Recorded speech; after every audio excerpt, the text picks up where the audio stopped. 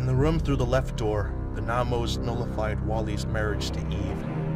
He would no longer be allowed to marry new robots. He could only marry his own old robot kind, and the Namo agent set up an arranged marriage to Wall G, a female Wally model. Oh, right. You mean the woman who has been sexually harassing, trapping, spanking, and kissing me without my permission? It was gross. He was about to betray Eve, but he had to. The Namos would execute him otherwise, which meant he had no chance to ever see his real beloved again. Waggy. Mary?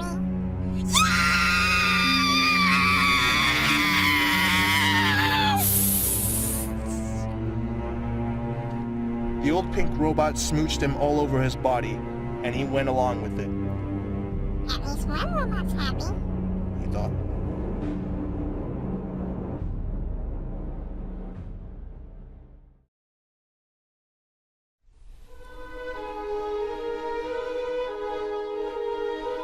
Do you, Wally, take Wall G as your beloved partner and spouse in sickness and in health and in good fortune and bad fortune of the greater robotic empire? I do. Very well. You may spark the bride! She kissed him before he could even attempt to do the same. The audience chanted and then raised their hands in the Namo salute as Wall G ascended to the podium. Fellow robots and soldiers of the New Order, I'd like to thank Supreme Leader Nigel Karan for this awesome dream-come-true marriage, and especially for getting rid of this! The monitor suddenly flashed an image of Eve throwing a temper tantrum. The audience could not help but laugh at her priceless facial expression. Wally descended into further despair. She didn't deserve my new husband, Wally, to save her life. He tried to love her so many times when all she did was threaten to shoot him and accuse him of stealing the plant. The screen then changed to a moving picture of Eve. Real footage of Eve in prison.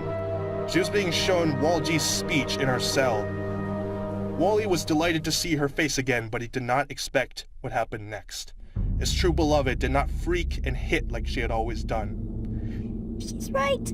Eve sobbed through her words. I didn't deserve him.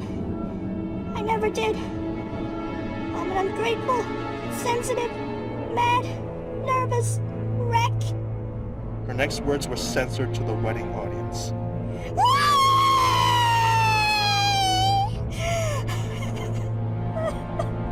Please forgive me! I'm sorry for being so hostile when we met. I'm sorry for calling you a thief. I'm sorry for forcing you to go home in that escape pod. I'm sorry for leaving you to wait forever in that tower room. I'm sorry for getting you chased by Otto. I'm sorry for neglecting you just for a stupid directive. I'm so worthless!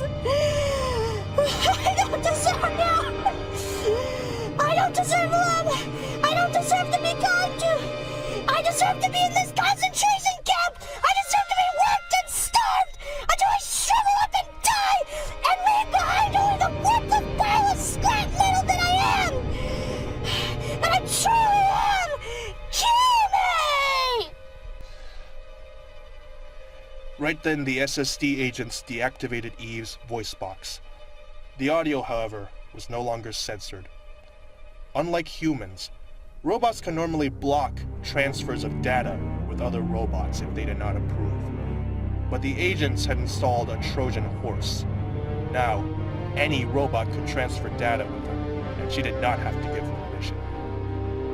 As the SSD agents proceeded to enjoy the time of their lives with their favorite prisoner, the audience shrieked with glee at the fully televised crime. Well, it was not a crime anymore. It was okay if you were a member of NMERP. Wally rarely had moments where he was so angry he could not forgive. But how can I stand for that? His laser eyes had been removed, but he was still a trash compactor. Right now, he could gobble up Wall G and every vile, crude, disgusting excuse for a robot that was in the audience and turn them all into his 957 billionth, 847 millionth, 372,479th trash skyscraper! The state would stop that from happening. He couldn't aggress, but he couldn't do nothing either.